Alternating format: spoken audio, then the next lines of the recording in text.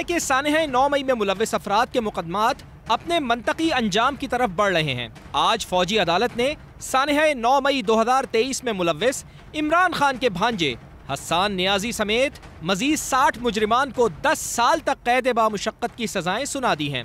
ISPR के मुताबिक supreme court के फैसले की रोशनी में फील्ड जनरल कोर्ट मार्शल ने मुजरिमान को सजाएं सुनाई हैं। इससे कबल फौजी अदालत ने 21 दिसंबर को 25 अफराद को इन वाक़यात में मुलव्विस होने के इल्जाम में 2 से 10 साल कैद की सजाएं सुनाई थीं। सवाल यह है कि इस फैसले के मुल्की सियासत पर क्या असरात होंगे।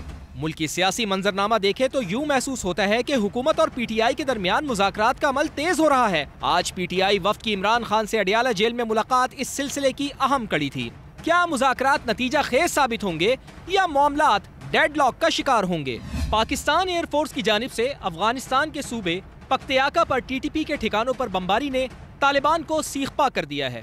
पाकिस्तान ने खबरदार कर दिया है कि सरहद पार हमले बंद नहीं होंगे, कार्रवाइयां जारी रहेंगी।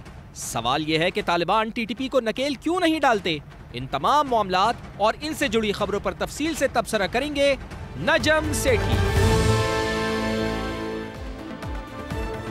अस्सलाम वालेकुम। सेठी से सवाल के साथ मैं हूं सैयद आयशा नाज, मेरे साथ मौजूद हैं नजम सेठी साहब। अस्सलाम वालेकुम। सेठी साहब, सीक्वेंस से मिलिट्री कोर्ट से सिविलियंस को सज़ाओं का सिलसिला जारी है, क्योंकि सुप्रीम कोर्ट ने ये हुक्म दे दिया था इन वे कि आप मुकम्मल करें अपनी कार्रवाई। तो हमने पिछले हफ्ते देखा 25 मुलजिमान को सज़ाएं सुनाई गई थी उनका जुर्म साबित होने के बाद, और अब पाक फ़ौज के शोबा ताल्लुकात आमा ने जो रिमेनिंग थे, पिछले हफ्ते हम सवाल उठा रहे थे सबके एक साथ क्यों नहीं किए गए, तो उन्होंने जो दूसरा मरहला है उसमें 60 मुजरिमान को 2 से लेकर 10 साल तक की सज़ाएं सुना दी, और साथ ये भी बताया है कि सारा एविडेंस जो है वो उसकी जाँच पड़ताल की गई और कानूनी हक भी दिया गया, उनके वरसा भी दौरान ट्रायल मौजूद रहे, तो यकीनी बनाया गया कि ड्यू प्रोसेस मुकम्मल हो। तो उसके बाद उन्हें सज़ाएं सुना दी गई हैं, लेकिन इन सज़ाओं को लेकर पिछले हफ्ते भी और अब भी हम देख रहे हैं इंटरनेशनली बहुत कंसर्न्स शो किए जा रहे हैं, वो US स्टेट डिपार्टमेंट हो या ब्रिटिश फॉरेन ऑफिस हो या इसके अलावा यूरोपीय यूनियन, वो पाकिस्तान को ये बावर करा रहे हैं कि आपको इंसानी हकूक़ की पासदारी को यकीनी बनाना होगा इन सज़ाओं के बाद। दूसरी तरफ इमरान खान साहब बानी PTI वो ये कह रहे हैं कि मिलिट्री कोर्ट्स के फैसलों की वजह से पाकिस्तान को माशी पाबंदियों का सामना करना पड़ सकता है।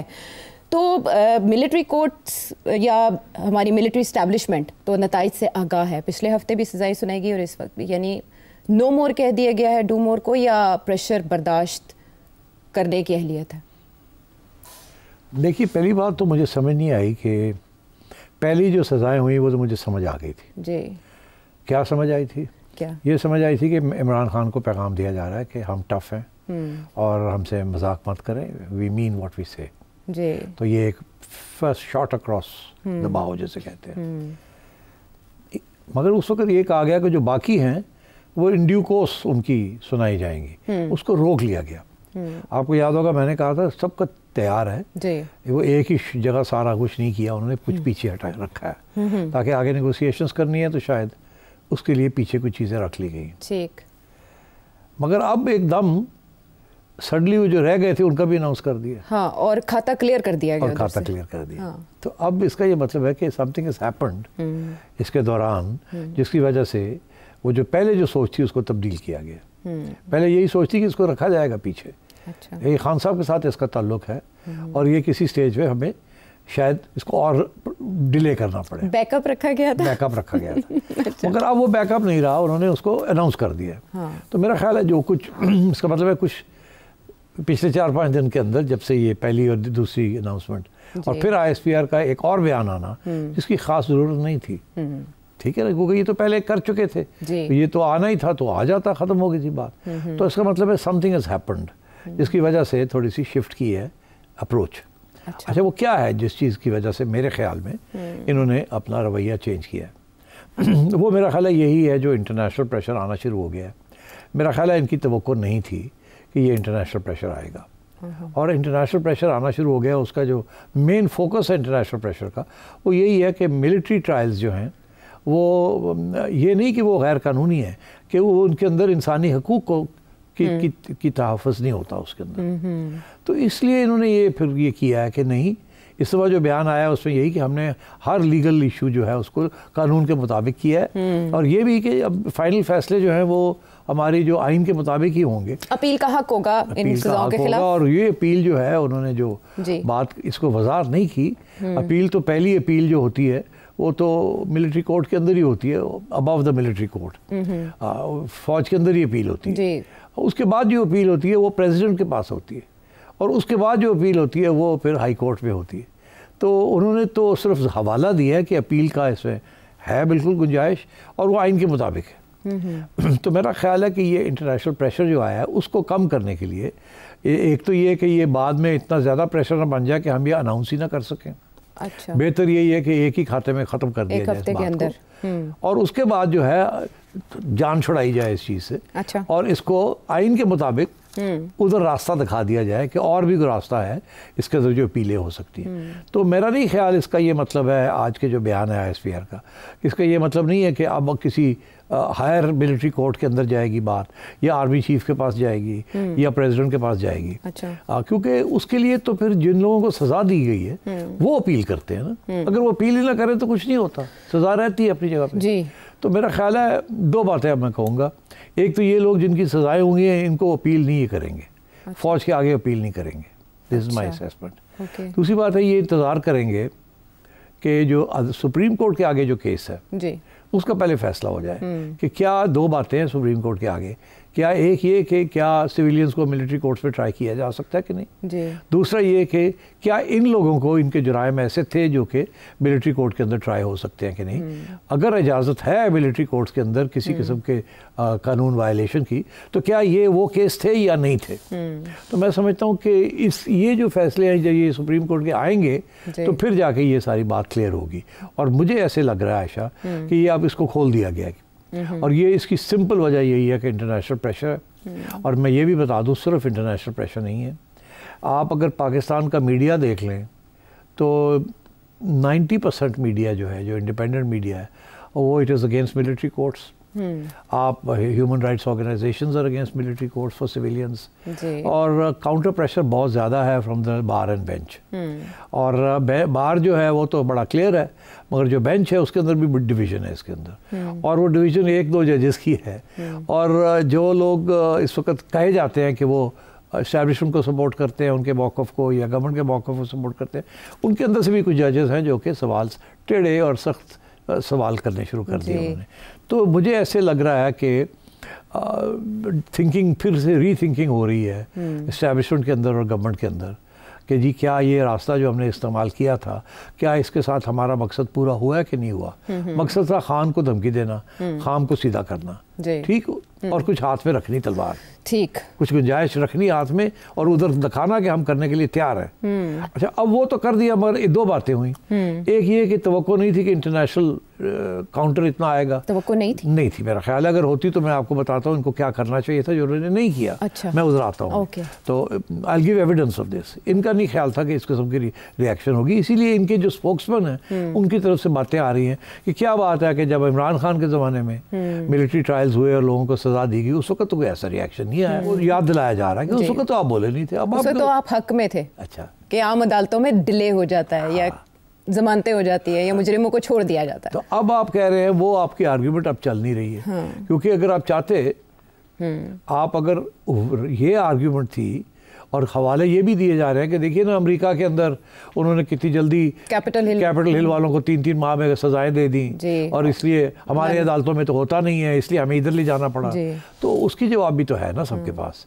उसका जवाब यही है कि देखिए वहाँ भी स्पेशल कोर्ट्स में हुआ था ना, वहाँ कोई मिलिट्री ट्रायल्स तो नहीं हुए थे ना। तो अब आप भी चाहते तो आप स्पेशल कोर्ट्स बना देते, 3-3 माह के अंदर उनको ऑर्डिनेंस के तहत कहते कि जी इनको ट्राई करें, उनको फैसला करें। तो ये तो सिविलियन कोर्ट्स में भी हो सकता था ना, ये ज़रूरी था इसको मिलिट्री कोर्ट्स में ले जाना। मिलिट्री कोर्ट्स में इसलिए लेके गए कि एक पैगाम देना चाह रहे थे, अच्छा, खान साहब के सपोर्टर्स को भी और उधर खान साहब को भी, कि we will deal with it with an iron hand. Because आप मगर इशू तो खड़ा हो गया ना, कि इशू ये खड़ा हो गया है कि क्या एक तरफ आप खुद कहते हैं कि एक साजिश थी फ़ौज के अंदर गन डालने की, ख़राब करने की, बगावत कराने की, फिर आप कहते हैं एक मास्टरमाइंड था। अभी तक आपने वो मास्टरमाइंड का नाम नहीं लिया, आपने अभी तक एविडेंस नहीं प्रेजेंट की कि मास्टरमाइंड था। तो अगर आपने वो नहीं किया तो फिर आप इन लोगों को सजाएं कैसे दे सकते थे। ये तो फुट सोल्जर्स थे, इनको तो पता ही नहीं था कि कोई साजिश है कि नहीं है। ये बेचारों को क्या पता था साजिश अगर थी तो कोई और कर रहा था ना। अभी आपने वो तो प्रूव नहीं किया, और इनको आप उस खाते में ले गए हैं जिसके अंदर आप कहते हैं कि you will have them tried under military rule. अच्छा, अब मेरा ख्याल है कि ये अब एहसास होना शुरू हुआ है। इन्होंने अभी तक वो कंस्पिरेसी थ्योरी प्रूव नहीं की, और वो इसीलिए नहीं की कि उसके साथ एक दो काम करने पड़ते हैं। पहले तो जनरल फैज़ को, उनके खिलाफ जो चार्जेस हैं कि उन्होंने ये किया, ये किया, ये किया, ये किया, ये आर्मी एक्ट के वायलेशन थी, और उनके साथ ये लोग थे, और उन लोगों के अंदर इमरान खान था। तो ये टू प्रूव दिस इज, पहला पार्ट में भी इजी कि उन्होंने ये किया, ये किया, ये किया, मगर second part Imran Khan was a part of that, may be more difficult. तो अगर आपने वो नहीं अभी तक प्रूव किया तो आप इन लोगों को कैसे ट्राई कर सकते कोर्ट? तो ये तो सिविलियन कोर्ट से होने चाहिए थे। And attacking a military installation as a form of protest crime is still a civilian crime. ये आर्सन के अंदर आती है, आप कहीं भी कर रहे हैं। एक military installation is like a ministry of defence. तो मिनिस्ट्री ऑफ डिफेंस है या पार्लियामेंट है या IPTV है या कोई भी है, तो it's the same law that applies to all buildings, all installations. अगर कोई कंस्पिरेसी है then you have to prove the conspiracy, then it comes under a different law, overthrowing the state by illegal means. तो वो तो आपने prove नहीं किया। All you said is आपने जो एविडेंस दिखाई है हमें, आपने वो वीडियोस दिखाई हैं कि कोई जो है वो कोई अटैक कर रहा है, कोई आग कर रहा है, कोई बोल रहा है, कोई झंडे को मार रहा है, कोई शीशे तोड़ रहा है। That's neither here nor there. तो मैं नहीं समझता कि ये स्टैंड करेगा even in this judicial environment, जिसके अंदर पूरी कोशिश की जा रही है to have a majority of जजेस on the side of the government and establishment. It will be difficult to prove this. और मेरा ख्याल है कि this realization is dawning, specially since PTI ने काफ़ी ज़बरदस्त किस्म का काउंटर प्रोपेगेंडा शुरू किया है, और वो सिर्फ डोमेस्टिक नहीं, it's also international. So I think we shall have to wait. But इसके साथ एक बात तो समझ आ गई ना कि इंटरनेशनल प्रेशर आ गया है। ठीक, हम लोगों में से इंक्लूडिंग माई सेल्फ, हमारा ये ख्याल था कि इतना इंटरनेशनल प्रेशर नहीं आएगा, और अगर आएगा भी तो उसको इग्नोर कर देंगे because it's not a big deal. मगर इंटरनेशनल प्रेशर आया है, आई डोंट थिंक इतना ज़्यादा आया अभी तक। ये रूटीन किस्म की बात है कि ये जिन लोगों ने EU में या इधर उधर जिन लोगों ने बातें की हैं, ये कोई out of the ordinary, out of the extraordinary नहीं है आशा। ये ह्यूमन राइट्स के उनके आइन के अंदर है, उनकी कॉन्स्टिट्यूशन के अंदर है, उनकी पार्टी मैनिफेस्टोज में है, जहाँ भी ये होता है वो ये बात करते हैं। तो उनका ये बात करना is not a big thing. So मैं समझता हूँ कि this has to do with the fact that there is concern, और जो इमरान खान की जो पार्टी है उसका जो प्रोपेगेंडा है वो कामयाब हो रहा है। डोमेस्टिकली तो काफ़ी अरसे से कामयाब है, इंटरनेशनली भी वो कामयाब हो रहा है, और उसकी वजह से अब यहाँ थोड़ी सी परेशानी होनी शुरू हुई है कि हम अपने होमवर्क ठीक कर लें, कल को हमें डिफेंड करना पड़ा या इस पे से निकलना पड़ा तो हमारे पास स्पेस होनी चाहिए। जैसे आपने कहा कि पहले खुसूसी अदालतें बना देते तो इस नौइयत का प्रेशर नहीं आना था, आप जस्टिफाई कर सकते थे कि इस नौइयत का क्राइम हुआ है। अब जब GSP+ स्टेटस के बारे में बात हो रही है, यूरोपीय यूनियन ने याद दिलाया कि आप आलमी मुआहदों का हिस्सा हैं, आपको उनकी पासदारी करना होगी, तो पाकिस्तान तहरीक इंसाफ का तो प्रेशर अपनी जगह पर और आलमी तौर पर जो लॉबिंग है वो बरकरार है। आपके ख्याल में ये जो दबाव आया है इसे नज़रअंदाज किया जाना चाहिए या अपना केस परसू करना चाहिए कि अभी मामला सुप्रीम कोर्ट जाएगा एंड देन वील सी? नहीं जाएगा तो वहीं तो ये तो नज़रअंदाज ही होगा, कोई इसको अब ज़्यादा परस्यू करने की ज़रूरत नहीं है, बिकॉज ये जो उन्होंने जो कहना था कह दिया, अब और वो ज़्यादा नहीं कहेंगे, because that would amount to interference, और वो they are very careful, they remain within known limits. ये नहीं को आएगा, ये जैसे ग्रेनेल साहब की बात करते हैं अभी रिचर्ड की, मगर जो रिचर्ड की position is not the position of the Trump administration. अभी तो एडमिनिस्ट्रेशन आई नहीं है जी। Before the administration comes into play and when it comes into play are two different issues. उस वक्त क्या होगा, that's a separate issue. उस वक्त Trump and his people will have to talk carefully. अभी they don't have the same responsibility. तो मैं ये समझता हूँ कि EU और UK वगैरह ये उस किस्म की बातें नहीं करेंगे जैसे वहाँ किसी ने की है US में एक somebody who will be part of an administration. अभी वो नहीं अपॉइंट हुए, अभी उनकी और भी हेयरिंग्स होंगी सेनेट के अंदर and so on and so fourth, तो पता भी नहीं लगते भी हैं कि नहीं लगते and so we'll have to wait and see. अच्छा, मेरा ख्याल है this is preemptive action at home. अच्छा। कि हम थोड़ा सा अपने लिए गुंजाइश छोड़ें कि अगर हमें थोड़ा बहुत रिगल रूम जिसे कहते हैं वो हमें ज़रूरत पड़े टू ईज इंटरनेशनल प्रेशर तो किया जाए। मगर अब सवाल ये खड़ा होता है कि आपने इस लेट स्टेज पे आपने इससे पहले आपने कोई प्रीएम्प्टिव एक्शन क्यों नहीं लिया? नहीं लिया। आपका ख्याल था कि बिल्कुल ही कोई इशू नहीं है, सारे लेट गए हैं और जजेस भी जो वही करेंगे जो आप चाहते हैं करेंगे, और आपने जो पैगाम देना था इमरान खान को वो आपका पैगाम कबूल हो गया। ऐसी बात नहीं है और ना ही ये तवक्को करनी चाहिए थी। तो अब ये है कि क्या करना चाहिए था, I think we can discuss that. अब ये वो करने जा रहे हैं जो करना चाहिए था ना इनको एक माह पहले। क्या वो ये आयशा कि जब ये कांग्रेस में 12 लोगों ने खत लिखा था बाइडन को, उसके बाद 12 के वो 60 हो गए थे जी, बढ़ती जा रही थी तादाद। तो उसी वक्त वहाँ के जो एम्बेसडर हैं आपके और वहाँ की जो ISI है, हमारी ISI की कंटिजेंट है वहाँ, उनको फीडबैक देनी चाहिए थी ना कि जी ये गड़बड़ हो सकती है। अच्छा। ये 12 बढ़ सकते हैं। वहाँ से they should have been a full fledged report about ये किसकी पोटेंशियल डैमेज कितना है इसका। और डैमेज कंट्रोल करने के लिए they should have been recommendations from the embassy and from the ISI and from the defence attache in Washington. That is their job. और वो क्या करते हैं वहाँ, they monitor things, foreign policy issues and so on. तो मेरा ख्याल है वहाँ से कोई खास मॉनिटरिंग नहीं हुई, या हुई है तो ये PTI का प्रोपेगेंडा है, ये है वो है वगैरह। अब बात ये है कि it may have started like that, but clearly उसके पीछे there was wind behind it, वो झकड़ चला था। हाँ, मोमेंटम था। इन्होंने उसको किया नहीं। अब आपने बताया कि एम्बेसडर साहब को बुला लिया गया जी, वो एक हफ्ते के विजिट पे पाकिस्तानी तो मेरा ख्याल है 1 माह पहले या 2 माह पहले आके और ब्रीफिंग हो जाती यहाँ जी, तो बेहतर था। और कि इस वक्त सूरत हाल क्या है, किधर जा सकती है, आपको क्या करना है। मैं समझता हूँ एक इन्होंने government of Pakistan is involve, establishment is involve. ये कोई political party, this is not PTI versus Noon League, it is PTI versus establishment जी, ऐसे ही है ना, and the government being part of the new hybrid establishment. तो इनको पैसे इनके पास हैं, गवर्नमेंट है इनके पास, they should have hired top lobbyists to counter the PTI lobby. क्या आपने कोई स्टोरी पढ़ी है कि गवर्नमेंट ऑफ पाकिस्तान के लॉबियस्ट ने फलाने को अप्रोच किया, फलाने खत लिखे, फलानी इंटरव्यूज दी? कोई खबर नहीं। ये सोए हुए थे। इनका ये ख्याल था ये PTI वाले क्या कर लेंगे, पहले जो कभी कुछ नहीं हुआ था अब क्या कर लेंगे। मैं समझता हूँ it's miss calculation which may prove costly. और उसकी वजह यह है कि इन्होंने पहले, मेरी असेसमेंट ये है कि इनका पहले असेसमेंट ये थी कि डोनाल्ड ट्रंप नहीं जीत रहा। अच्छा, हाँ, वो वैसे अंदाजे भी तो इनके अंदाजे सर्वेस भी ये थे कि डोनाल्ड ट्रंप नहीं जीत रहा। और इनके जो लोग थे एम्बेसी के अंदर भी और वहाँ की, वो भी यही कह रहे थे कि डोनाल्ड ट्रंप नहीं जीत रहा जी। तो इन्होंने इसलिए डोनाल्ड ट्रंप को राइट ऑफ किया हुआ था। ओके, ठीक। दूसरी तरफ जो लोग वहाँ बैठे हुए हैं उनको नजर आ रहा था कि शायद डोनाल्ड ट्रंप जीतेगा, बिकॉज वो वहाँ अंदर पल्स है ना उनका।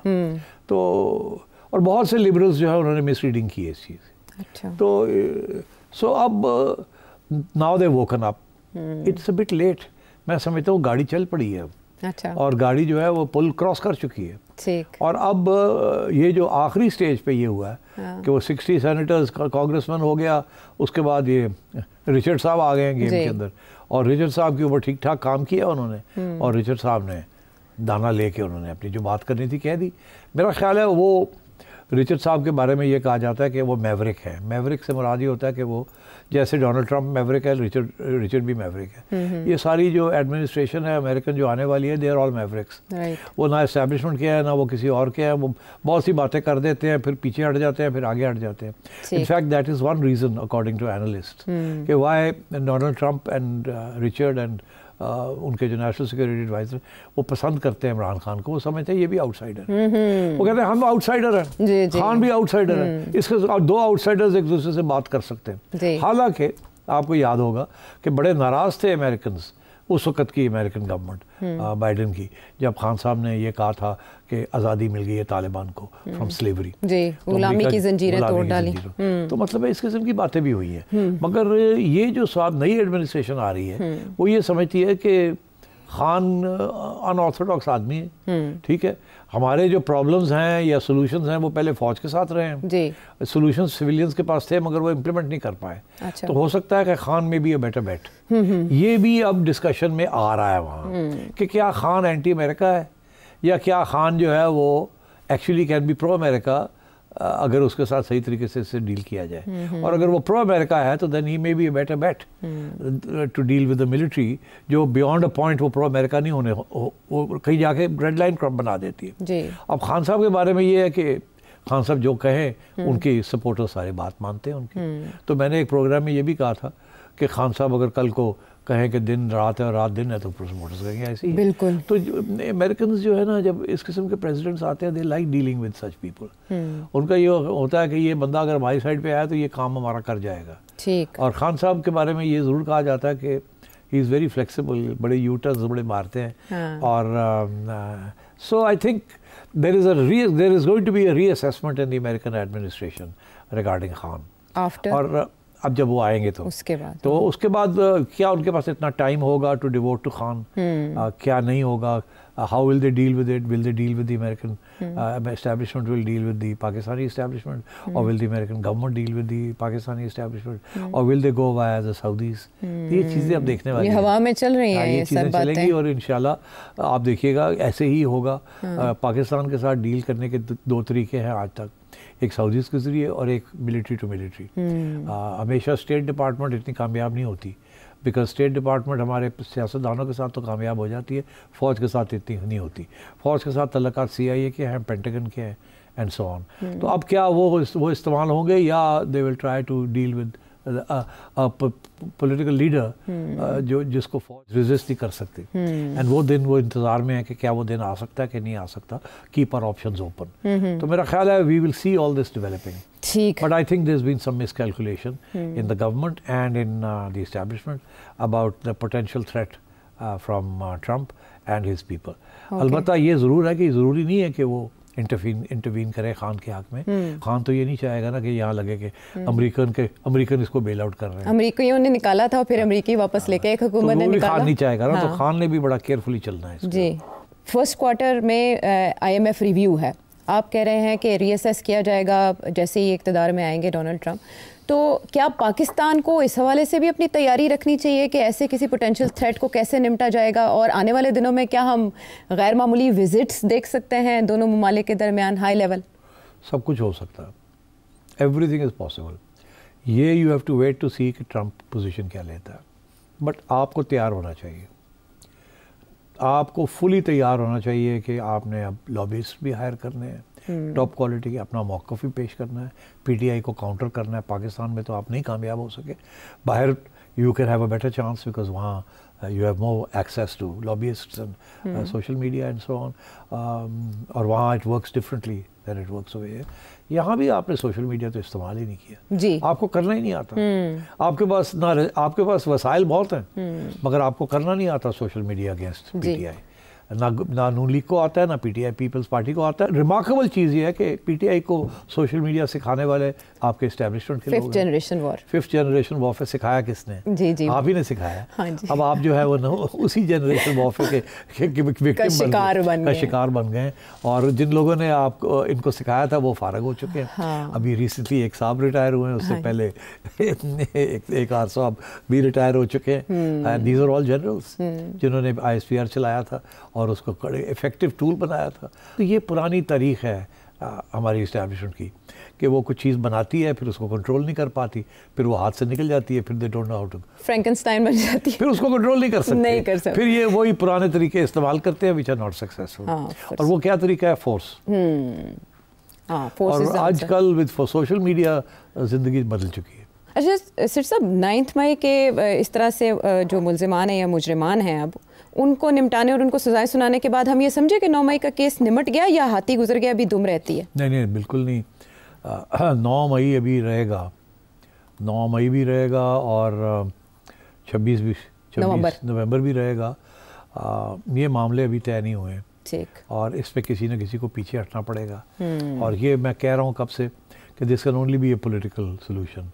इसके अंदर ना लीगल सोल्यूशन है, ना मार्शल लॉ सोल्यूशन है, ना फौजी अदालतें हैं, ना फौजी कन्विक्शंस हैं। There has to be a political solution. Okay, ठीक है। पॉलिटिकल सोल्यूशन के लिए टेबल तो सजी बड़ी मुश्किल से खुदा करके, और एक मीटिंग हो गई, लेकिन फिर उसके बाद वो मुलतवी कर दी गई अगले साल 2 जनवरी तक। 2 जनवरी को तहरीरी सूरत में पाकिस्तान तहरीक इंसाफ को अपने मुतालिबात पेश करना होंगे। तो कौन 2 कदम या 1 कदम पीछे हटेगा? वापस आके बात करते हैं। शो में साथ देने का शुक्रिया। सेठी साहब, आपने कहा मुज़ाकरात की टेबल पर ही या बातचीत से ही मसाइल हल किए जाएंगे, तो इसके लिए कोशिश हो गई खुदा करके कि दोनों तरफ से टीम बनाई गई, उसके बाद बैठे और 2 जनवरी को दोबारा उन्हें कहा गया कि चार्टर ऑफ डिमांड आप लेकर आएँ। और मीनवाइल जो ये मुज़ाकराती टीम के मेंबर्स हैं उनकी मुलाकात भी इमरान खान साहब से हो गई। और अब ये है कि आप इस तरफ वो अपने मुतालबात से पीछे नहीं हट रहे, दैट इज़ 9 मई और 26 नवंबर पर जो जुडिशल कमीशन है, और दूसरी तरफ हम देख रहे हैं कि हुकूमत का भी ये कहना है कि आपको उस पर माफ़ी मांगनी होगी, लेकिन इमरान खान साहब माफ़ करने को तैयार है, माफ़ी मांगने को तैयार नहीं है। तो आपके ख्याल में तहरीरी सूरत में पाकिस्तान तहरीक इंसाफ की तरफ से जब डिमांड्स आएंगी तो उनमें क्या क्या हो सकता है 2 जनवरी? वो तो बातें चल रही हैं ना, मुख्तलिफ PTI के लोग, कोई कहता है 2 डिमांड्स है, कोई कहता है 4 डिमांड्स हैं। तो डिमांड्स तो खान साहब के लंबे चौड़े हैं ना, वो किसी दिन 1-2 बयान करते हैं, फिर अगले दिन कोई और 2 कर देते हैं, फिर 2 पीछे कर जाते हैं। तो ये तो चलता है, ये बातों के अंदर बात चलेगी। उनके जो मेन चीज़ है वो तो वही है ना कि इलेक्शन चोरी हुई जी, मुझे नई इलेक्शन दें फ़ौरन, या मेरी हुकूमत रिस्टोर करें। फिर उसके बाद साथ साथ ये है कि पहले मेरे लोगों को निकालें जी, उनके खिलाफ आपने जाली केसेस किए, विच इज़ टू से कि 9 मई forget it, 26th forget it, आप forget it, but I won't forget 26th because I want a judicial commission। ठीक, इनफैक्ट मैं तो ये प्रूव करना चाहता हूँ कि आपने गड़बड़ की है जी। तो मतलब है these are very serious demands, और इनमें से मेरा नहीं ख्याल कोई भी एक डिमांड जो है स्ट्रेट अवे एक्सेप्टेबल है। मतलब खान साहब इन रिटर्न क्या देंगे? तो अगर तो खान साहब ये समझते हैं कि इन रिटर्न मुझे कुछ नहीं देना, तो ये तो प्रीमा फाशी on the face of it legitimate demands, तो वो तो एस्टैब्लिशमेंट कभी नहीं मानेगी, वो तो कभी भी एक्सेप्ट नहीं करेंगे। कैसे एक्सेप्ट करें? सो दैट मीन्स कि ये वक्त लगेगा, ये आएंगे जाएंगे, लड़ाई होगी, वॉकआउट्स होंगे, फिर आएंगे, फिर लोग तब्दील होंगे, कुछ बंदे चेंज कर देगा खान, कुछ ये चेंज कर देंगे, ये बात चलेगी आगे, ये इतनी जल्दी सोल्यूशन होने लेकिन 31 जनवरी तक मुज़ाकरात को निपटाने की बातें नहीं, वो बातें हैं ना, बातें हैं, उसमें से बातों में से कुछ और बात निकल आएगी। अच्छा, उसके अंदर भी ये फॉर एग्जांपल अगर ये बात आती है कि जी इन प्रिंसिपल मान गई है हुकूमत, वाह वाह वाह के जुडिशल कमीशन होगी, ठीक, फिर अगले 2 महीने लगेंगे कि जुडिशल कमीशन के अंदर होना किसने, कौन बैठेगा, कैसे बैठेंगे, फिर ये कितनी देर वो लगाएगी एंड सो ऑन, तो TORs तय होने में भी वक्त लग जाएगा, फिर ये उसके ऊपर लड़ाई झगड़े होंगे, TOR, फिर जजेस कौन से बैठेंगे, वो सारी इशू 3 सीनियर जजेस का मुतालबा करके, वो मुतालबे तो जो मर्जी कर लें। अच्छा, तो उसके ऊपर फिर काफ़ी दिन लग जाएंगे। अच्छा, एंड सो ऑन। तो ये मैं समझता हूँ कि ये नेगोशिएशन में ऐसे ही होता है कि जी हम क्यों फैसला करें, हम किसी और से क्यों ना फैसला कराएं, तो वहाँ कौन क्या फैसला करेगा, it will take time, step by step. तो जुडिशल कमीशन ज़रूर सेटअप हो जाएगी। अच्छा, हाँ, मैं ये आपकी पेशन गोई मैं कर रहा हूँ कि जुडिशल कमीशन सेटअप होगी, मगर वक्त लगेगा, और बहुत सी कॉम्प्रोमाइज़ करनी पड़ेंगी बहुत से लोगों को, और काफ़ी वक्त लगाएगी वो।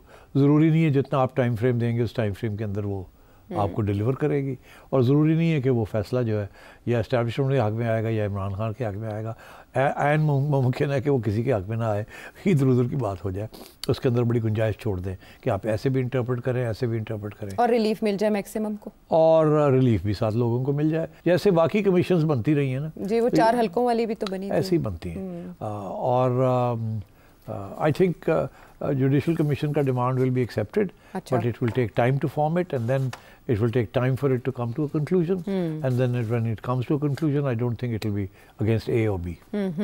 ठीक है, खानापुरी होगी, खानापुरी एक हद तक होगी ताकि बात आगे चले ना, ये भी तो चलानी है ना बात, सियासी अमल भी तो, हाँ कि भाई हाँ कंसीड हो गया, जुडिशल कमीशन होगी, PTI की फतह हो गई, हाँ फतह हो गया, अच्छा अब आप कुछ करें ना, अच्छा अब आप बंद कर देना ये बातें, ये करें, ये बातें बंद करें, ये बातें बंद करें, पॉलिसी में थोड़ा चेंज आएगा कि अब हमारी बात मानी जा रही है। लेकिन जो अहम उसका एक फैक्टर है वो है खान साहब की रिहाई। खान साहब ने मीडिया से जो बात की जेल में ही, उसमें उन्होंने कहा कि मुझे जेल के नतीजे में ऑफर की गई है कि नज़रबंद कर दिया जाऊँ या बनी गाला मुझे मुंतकिल कर दिया जाए। किसने की ऑफर, उन्होंने नहीं बताया? नहीं, देखिए ये ऑफर डायरेक्टली ऐसे नहीं होती, अभी तो हमें ये भी नहीं पता कि कोई मिलने भी गया कि नहीं गया। ये तो होगा ना कि गंडापुर ने जाके कहा होगा कि जी मेरे साथ बात हो रही थी, तो ऐसी बातें भी हुई हैं, तो खान ने पूछा होगा किसने कही, उसने कहा होगा फलाने ने कही। फलाना कौन है? राना सनाउल्लाह है, कौन है, उसकी क्या हैसियत है, कि किसके बिहाफ के ऊपर वो बोल रहा है, क्या मोहसिन नकवी ने ये बात कही है, एग्जैक्ट वर्ड्स क्या थे, and so on and so fourth. तो ये तो ऐसे है कि मुझे कोई आके पूछे कि सेठी साहब आजकल तुसी बड़ी गल्लां करदे पे हो, गवर्नमेंट के खिलाफ। अच्छा ते तुसी कोई एम्बेसडरशिप इंटरेस्टेड कोई? हाँ मैं चौथे बल्ले को आके बनू कवे अच्छा तो मैं कहा जी बनू तो शहबाज शरीफ ने ऑफर की थी, ऐसे नहीं होता ना। हाँ सो बहुत से ऐसे होते हैं कि जो होते भी हैं और नहीं भी होते, समझे आप। तो ये उसी किस्म की चीज़ है अच्छा। कि ऑफर भी होती है और नहीं भी होती, ठीक है। क्योंकि जो ऑफर करने वाला होता है वो थोड़ा बहुत ड्यूबियस होता है कि पता नहीं ये गवर्नमेंट का आदमी है, ये अपनी तरफ से कह रहा है, या इसके अंदर ऑथेंटिसिटी कितनी है, या ये आपको ट्रैप कर रहा है, या and so on and so fourth. तो ये दिस इज़ प्रोपेगेंडा। अच्छा। मेरा नहीं ख्याल गवर्नमेंट ने इस किस्म की डायरेक्ट बात की हो। अलबत्ता इशारे ज़रूर होते हैं क्योंकि जी अगर काम चल पड़ा, ठीक हो गया, तो वी कैन कंसिडर कि आपको बनी गाला रिहाइश कर दी जाए। हम केस तो नहीं ख़त्म कर सकते, वो तो अदालतों में है, अदालतें आपको बेल दे देती हैं, तो हमें कोई इतराज़ नहीं है, will take you and put you there. उसे आगे से कहा होगा कि दैट आई वोंट एक्सेप्ट, मुझे तो अपने लोगों को निकालना है बाहर। अगर मैं चला गया वहाँ तो लोग तो गालियाँ ऑलरेडी दे रहे हैं, आधी पार्टी दे रही है दूसरी आधी पार्टी को कि हम लोग जो अंदर हैं हमें तो मिलने कोई नहीं आया, हमें तो आप भूल गए हैं। अब खान साहब ने याद दिला दिया सबको कि उनका भी सोचो, ठीक है ना। और वो फंसे हुए हैं between the supreme court and between the military establishment, courts के अंदर, इधर के कोर्ट्स या उधर के कोर्ट्स। तो दैट विल टेक टाइम, उसकी भी सोल्यूशन निकलेगी। तो वो जो निकलेगी that might be a way of telling Khan के एट अ फर्स्ट स्टेप मेरा हमारा ये ख्याल है कि अदालतें जो है ना वो आपके इतने लोगों को तो छोड़ ही देंगी। ठीक, तो take it step by step. अच्छा। ये कोई नहीं कहेगा कि हम अदालत को कहेंगे इतने लोग छोड़ दें, वो कहेंगे ये मेरा ख्याल है कि आपकी ठीक है, आपके केसेस स्ट्रॉन्ग है, वो हो जाएगा। आई थिंक अदालतें जो है वो आपको मिल जाएगी रिलीफ। हाँ, ये नहीं कि हम देंगे मगर अदालतें ही देंगी, मगर मिल जाएगी जी। तो आप स्टेप बाय स्टेप चलते हैं ना, तो खान को फिर एक्सेप्ट करना पड़ेगा ना। इट कांट बी कि जी वो कहेगा जी कल सबको छोड़ दें, ठीक। वो तो अगर करते हैं तो गवर्नमेंट उड़ गई ना कि हमने सब झूठ बोला था। अच्छा। तो ये तो किसी के जरिए करना पड़ेगा ना जिसकी कोई थोड़ी बहुत क्रेडिबिलिटी है या बनाई गई है। तो my sense is this is the way politics takes place. अभी कोई ब्रेक थ्रू नहीं होनी। आप 2 तारीख कर लें, 16 कर लें, 31 जनवरी या 28 जनवरी में नहीं होनी, ये चीज़ें अप एंड डाउन चलेंगी। अच्छा। अभी कोई खान साहब की अगले महीने कोई रिहाई नहीं है। ओके। मेरी जो मौक़िफ़ है वो ये है कि रिहाई होगी, अदालतों के जरिए होगी। कब होगी? I have already made a prediction कि 3-4 माह के अंदर हो जाएगी। तो let's see how it goes. ठीक है, वो इसी किस्म के इशारे हमें साबिक सदर की बातों से भी मिल रहे हैं। वो 1-1.5 महीना कह रहे हैं। क्या कह रहे हैं आरिफ अलवी साहब, सुने? तब्दीली आने वाली है, जो सितारे हैं वो कॉन्फ्लुएंस में आ गए हैं, डोमेस्टिक और इंटरनेशनल। 1-1.5 महीने से ज़्यादा लंबी बात नहीं है। खान साहब रहा होंगे जिनकी बुनियाद पर ये रिजीम चेंज लाए थे, उन्हीं आकाओं ने इनका ऑक्सीजन कमज़ोर कर दिया। तो किसका ऑक्सीजन ज्यादा कर दिया है? देखिए ना, अब अमेरिका हर एक कभी ऑक्सीजन बंद कर देता है कभी खोल देता है। वेंटिलेटर जब बंद करता है तो गाली पड़ती है खान साहब से, जब खोल देता है तो खान साहब के लोग उसकी तारीफें करेंगे। अब आपको पता है खोसा साहब कब से कह रहे हैं जी कि अगले हफ्ते रिहाई आ रही है, अगले हफ्ते। हाँ, शायद हुसैन सैयद साहब भी वो भी कह रहे थे। तो अब बात यह है कि ऐसी कोई बात नहीं है, मगर ये भी नहीं है कि कोई प्रेशर नहीं है। प्रेशर बनेगा, आहिस्ता आहिस्ता बनेगा, एकदम कुछ नहीं होगा।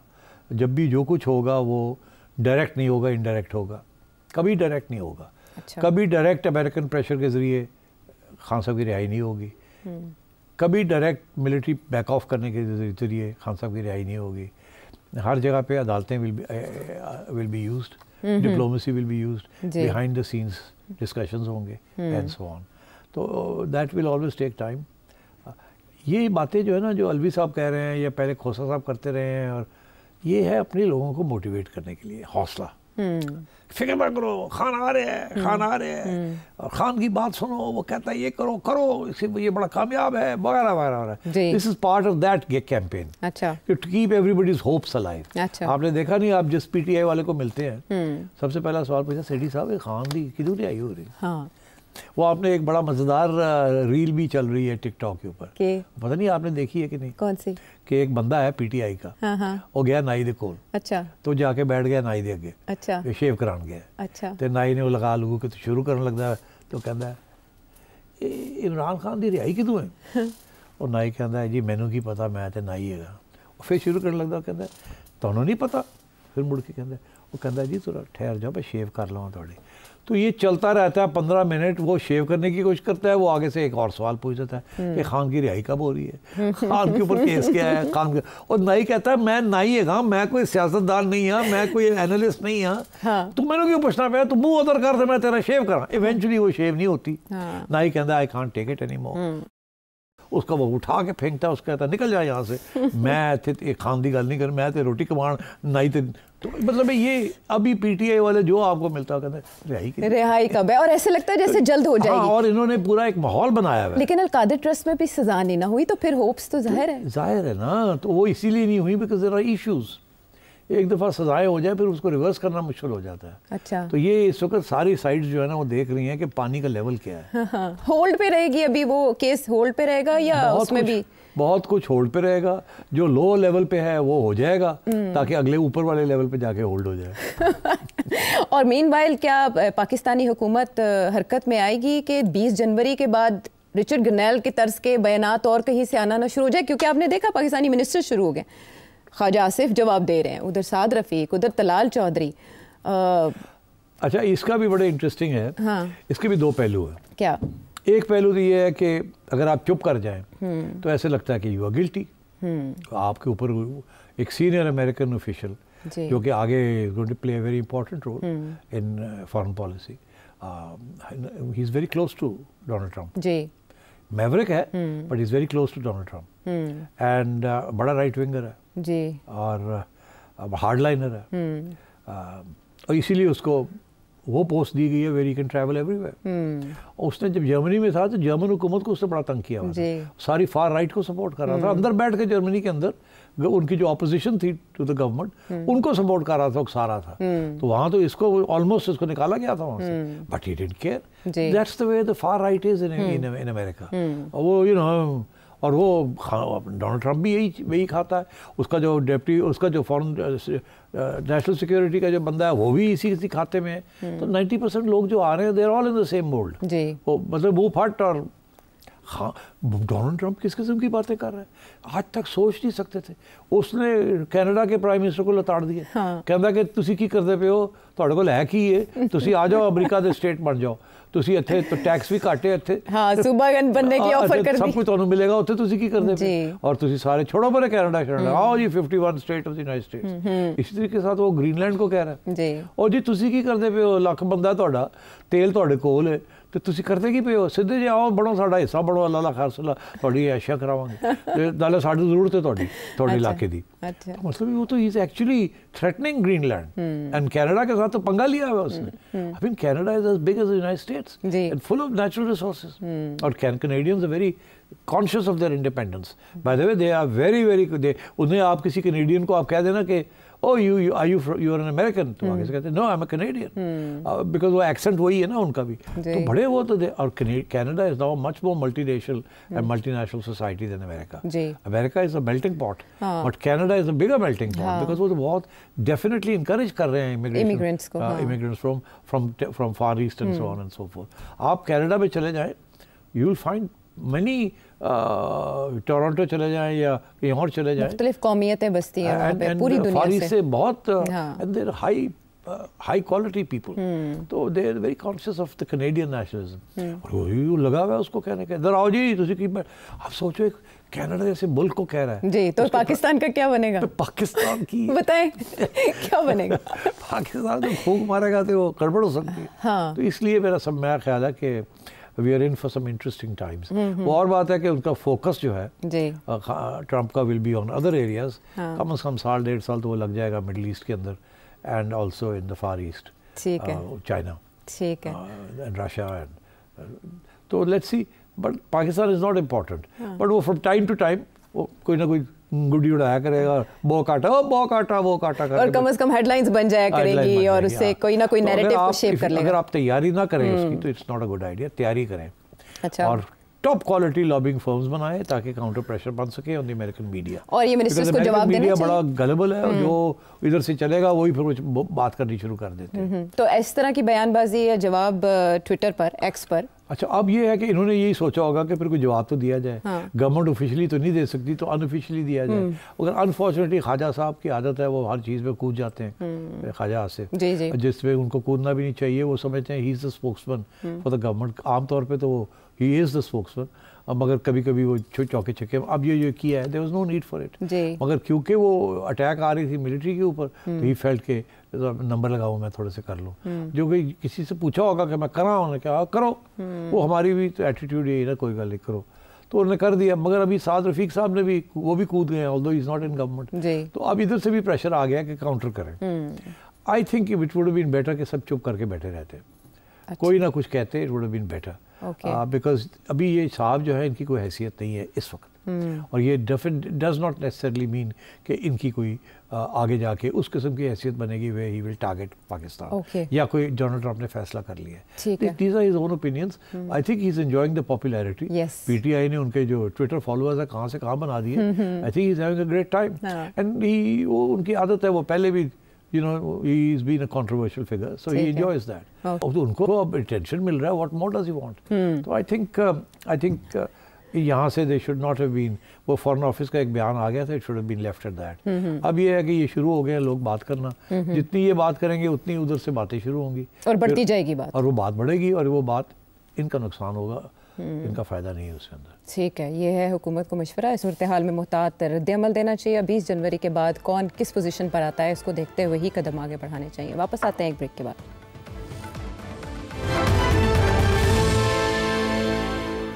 Welcome back to the show. और अब कुछ ऐसे मामला सरहद पार के जिनको लेकर बहुत टेंशन पाई जाती है। अफगानिस्तान के साथ हमारे मामला हमेशा बिगाड़ का शिकार रहते हैं, और टीटीपी को लेकर तहफ़्फ़ुज़ात का इज़हार पाकिस्तानी हुकूमत की जानिब से किया जाता रहा। यहाँ तक कि हमारे नुमाइंदे खुसूसी मौजूद थे अफगानिस्तान में, जब मुबैना तौर पर बताया जा रहा है कि 4 ठिकाने टारगेट किए गए हैं दहशतगर्दों के। अफगान हुकूमत का कहना सिविलियंस निशाना बने हैं, पाकिस्तान का ये कहना कि बाकायदा खुदकुश हमलों की जैकेट्स बनाने वाली फैक्ट्रीज टारगेट की गई हैं, और ख्वारिज भी बड़ी तादाद में। सिर्फ सब क्या पोजीशन है, टॉक फाइट चल रहा है, या ये किस तरह से हमला किया गया? देखिए, पहला हमला तो नहीं, इससे पहले भी 6 माह पहले हुआ था ना एक हमला। जी, मार्च में हुआ था। तो अब बात यह है कि मैं नहीं, और बात यह है, 2 बातें कहूँगा। एक तो ये कि टीटीपी की तरफ से अटैक्स बहुत बढ़ गई हैं जी, जिसके साथ सारा वो रीजन जो है वो अनस्टेबल हो गया है। ऊपर से चाइनीज़ जो हैं, they very alarmed and worried, because उनकी सारी इन्वेस्टमेंट्स जो हैं और उनकी जो lives are being lost in attacks, very important. अभी पिछले 10-15 दिन से चाइनीज़ ने अपनी सारी मूवमेंट बंद की हुई है, सारे प्रोजेक्ट्स रुके हुए हैं उनके, और बातचीत चल रही है of a joint security force, जिसके ऊपर अभी रेजोल्यूशन नहीं हुई। This is very big development कि चाइना का जो स्टेक है in Pakistan is being challenged by terrorism. And part of that terrorism, all of it is coming from Afghanistan, and part of it is supported by India, and part of it is supported by the Afghan government. अच्छा, अब बात यह है कि इसको कैसे resolve किया जाए। हर रोज़ हेडलाइंस हैं फ्रंट पेज की, इतने हमारे सोल्जर्स मारे गए। वी डोंट केयर कि आपने टीटीपी के कितने लोग मारे हैं, हमें तो कंसर्न है हमारे लोग कितने मारे जा रहे हैं। And every 6-7 G is unheard of, it's a very serious issue. Unfortunately KP government साथ नहीं दे रही फेडरल गवर्नमेंट का। उसके इशू इमरान खान बना हुआ है, वो तो कुरम के अंदर जो हो रहा है उसके ऊपर भी वो they were not prepared to give any attention, हालांकि that's their problem in a sense. So we are lost, we don't know how to deal with this insurgency on our borders. हमारा ख्याल है कि प्योरली बाय मिलिट्री ऑपरेशंस, जैसे intelligence based operation कहते हैं, हम कर सकते हैं। We can't, it's not going to be possible. ये गुरिल्ला वॉरफेयर है, ये अमेरिका नहीं कर सका तो आप कहाँ से करेंगे, कैसे करेंगे? So, इसलिए there has to be some other way. अब वो यही था कि वही जो अमेरिका ने एक दफ़ा सोचा था, जब उन्होंने ड्रोन स्ट्राइक्स करनी शुरू कर दी थी पाकिस्तान के अंदर, जो टीटीपी के जो लोग बैठे हुए थे पाकिस्तान के अंदर, उनके ऊपर उन्होंने अटैक करना शुरू कर दिया था। तो आपका क्या ख्याल है, जब वो अटैक करते थे तो कैसे अटैक करते थे? अब जो खबरें निकली हैं बाहर से, सीक्रेट डॉक्यूमेंट्स निकले हैं, उसे यही पता चला है कि वो कि एक हद तक पाकिस्तानियों को ऑन बोर्ड लेके करते थे। पाकिस्तानियों को कहते थे कि हम ये यहाँ अब अटैक करने जा रहे हैं, because otherwise it would been a violation. तो किसी किस्म की अंडरस्टैंडिंग थी। इसी तरीके से अंडरस्टैंडिंग थी जो ड्रोन्स शमसी एयरफील्ड से चलते थे और अफगानिस्तान में जाके बम्बार्डमेंट करते थे। सो मतलब ये अंडरस्टैंडिंग्स थी अच्छा। एक दूसरी तरफ हम ऑफिशियली जो है कहते थे कि मजम्मत करते हैं, बिल्कुल पीपल्स पार्टी की गवर्नमेंट की मजम्मत करते थे पीछे से। हाँ, अब मेरा ख्याल है, अब here is what I am saying, मेरा ये ख्याल है कि इस वक्त जो कुछ हुआ है ये कोई यूनिलैटरल एक्शन नहीं है।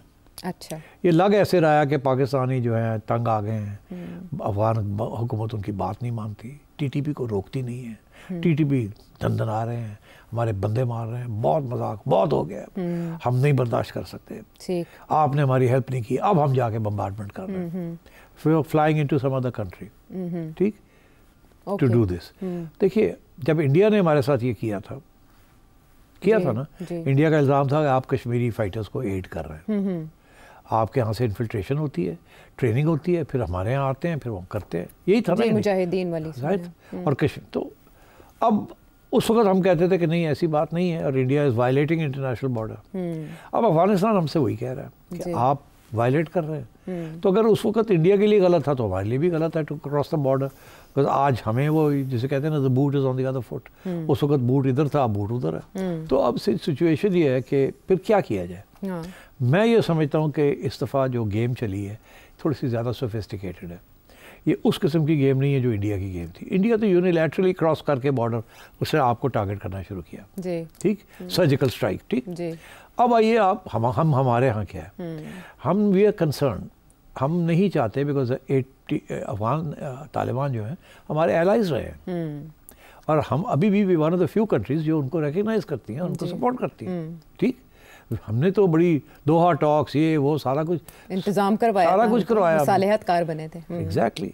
तो अब क्या हम फिर अब इनके साथ भी अपने तल्लुकात बिगाड़ने के लिए तैयार हैं ताकि ये भी अब हमारे खिलाफ हो जाए? मैं ये समझता हूँ और हियर इज़ माई टेक। अच्छा, एम्बेसडर सादिक रिटायरमेंट में थे, he was no longer in the age an envoy, वो रिटायर हो चुके थे। He was once a very important envoy to Kabul, but then he had retired. उनको रिटायरमेंट से पुल करके वापस बनाया गया एनवॉय टू अफगानिस्तान। अच्छा, और बड़ी इंटरेस्टिंग बात है कि वो पूरी टीम लेके गए हैं वहाँ जी, और वो मुलाकातें करें, हाई लेवल मुलाकातें, मंगल और बुध को ही उनकी मुलाकातें रही, और इस दौरान ही बाकायदा उनकी वजारत खारिजा बता रही है कि ये टैक्स किए गए, रेड लाइन अबूर की गई है। तो ये कैसे हो सकता है? आम तौर पे ये होता है कि इस किस्म के कदम उठाने से पहले अपने लोगों को पुल आउट कर लिया जाता है। अमेरिकन यही करते हैं, जहाँ यूनिलैटरल एक्शन लेना हो कि रिएक्शन ना आए, अपने लोगों को कहते हैं निकलो वहाँ से, एडवाइजरी जारी कर देते हैं और फौरन वापस बुला लेते हैं जी, अपने लोगों को भी निकाल देते हैं। यहाँ तो आपने अपने लोग बैठा दिए वहाँ जाके और फिर आपने एक्शन किया, तो इसका क्या मतलब है? तो उधर नाज़िमुल अमूर को भी बुलाया, उसे एहतजाजी मुरासला भी दिया, लेकिन मैं आपकी बात समझ गई हूँ, मैं खुल के बात करता हूँ। अच्छा, खुल के करना चाहता हूँ। बात ये है कि अफगान गवर्नमेंट के अंदर भी डिविजन्स हैं, there is the Haqqani group and then there is the Kandahari group, दो ग्रुप्स हैं, मेन ग्रुप्स। ये पुराना मसला है वहाँ का। अच्छा, जो गवर्नमेंट है it's in the hands of the Kandahari group. अच्छा, कंधारी ग्रुप के तल्लुकात हैं with the TTP? Okay. Haqqani group is sympathetic towards Pakistan जी, इसीलिए जो जाता है वहाँ सबसे पहले हकानी ग्रुप से मुलाकात होती है, फिर जाके बाकी लोगों से होती है, गवर्नमेंट के अंदर नॉन हकानी लोग जो हैं जी। हकानी ग्रुप को, और it's a very powerful group, but it's still a group with in the Afghan Taliban, अभी वो हावी नहीं है, but it's a very powerful group. तो इन्होंने जाके सिराजुद्दीन हकानी से मुलाकात की, जो बिग बॉस। उसके बाद अटैक आ गया। अब जो कॉन्फ्रंटेशन या जो डिफरेंसेस ओपिनियन चल रहे हैं बिटवीन द कंधारीज एंड दी हकानीज वो वाजे हैं। हकानी लोगों के एरिया जो है उसके अंदर ऐसे लोग बैठे हुए जो इनकी बात नहीं मानते, वो part of the other group, okay, which is the TTP के अंदर कुछ लोग हैं वो अब हकानी को नहीं मानते और वो मानते हैं दूसरों को, उनकी लीडरशिप को। सो मेरा ये ख्याल है कि इस दफ़ा बात ये हुई है कि हम ये करने जा रहे हैं, अच्छा, तो आप ज़रा ख्याल रखिएगा हमारा यहाँ। अच्छा। उधर से उन्होंने कहा कि हम करेंगे, ठीक है, वो हमारा भी गड़बड़ है वहाँ, हमारी बात भी नहीं सुनते, हम ज़रूर फिर गवर्नमेंट की तरफ से आएगा protest, but we'll keep it down. Okay, आँख मारती फिर करना चाहते कर लो, ठीक है, असी डायरेक्ट नहीं कर सकते। अफगान तालिबान पाकिस्तानी तालिबान के ख़िलाफ़ डायरेक्ट एक्शन नहीं कर सकते। उनको सारा वक्त ये डर होता है कि ये अगर इनके ख़िलाफ़ किया तो ये अपनी बंदूकें हमारी तरफ कर देंगे और IS जो है ठीक उसके साथ ना मिल जाए, और अगर ये मिल गए तो फिर TTP की जो हुकूमत है वो कमज़ोर हो जाएगी। तो उन्होंने एंटेगनाइज नहीं करना TTP को, मगर इधर आँख मार दी एक करना था कर लो। अच्छा। इसीलिए मैं समझता हूँ जो ऑफिशियल रिस्पांस आया फ्रॉम अफगान गवर्नमेंट वो कमज़ोर है, वो स्ट्रॉन्ग रिस्पांस नहीं है। स्ट्रॉन्ग रिस्पांस ये होता कि आपने ये किया वी आर एट वॉर। अच्छा, अरे भाई वो if they could be at war with America what is Pakistan. मैं आपको बताऊं they are not interested in a conflict with Pakistan. अच्छा, और वो भी नहीं चाहते कि ये TTP वाले जो है ये डिस्टेबलाइज करें अफगानिस्तान को, मगर वो उनकी मजबूरी है कि वो डायरेक्ट एक्शन नहीं उनके खिलाफ ले सकते। वो तो चाइना, रशिया और सेंट्रल एशिया के साथ रास्ते खोलना चाहते हैं, 4 पैसे बनाना चाहते हैं, ऑयल फील्ड्स करना चाहते हैं, वो तो सिल्क रूट को खोलना चाहते हैं। वो क्या नहीं अब करना चाहते, they are becoming a responsible government. उनकी बाकी एंटी वीमेन पॉलिसीज वो सारा अपनी जगह पे, बट वो पैसा का जो है ना lure of the money and वो to make it a modern authoritarian state वो बनाएंगे वो, and they will join hands with China and Russia and the Central Asian states, including with Iran if necessary। तो पाकिस्तान को antagonize नहीं करेंगे। I think ये सारा सोच के आंख मारी उन्होंने कर दिया। ये ऐसे नहीं है कि बड़ा irresponsible act किया है, ये बड़ी responsibility के साथ इन्होंने ये किया। और इसके रिजल्ट होंगे before we close. I think so. You think so? Okay, आप कुछ और जानना चाहें, सवाल हो आपके जहन में तो इस नंबर पर भेजें। अगले प्रोग्राम तक के लिए इजाजत दें।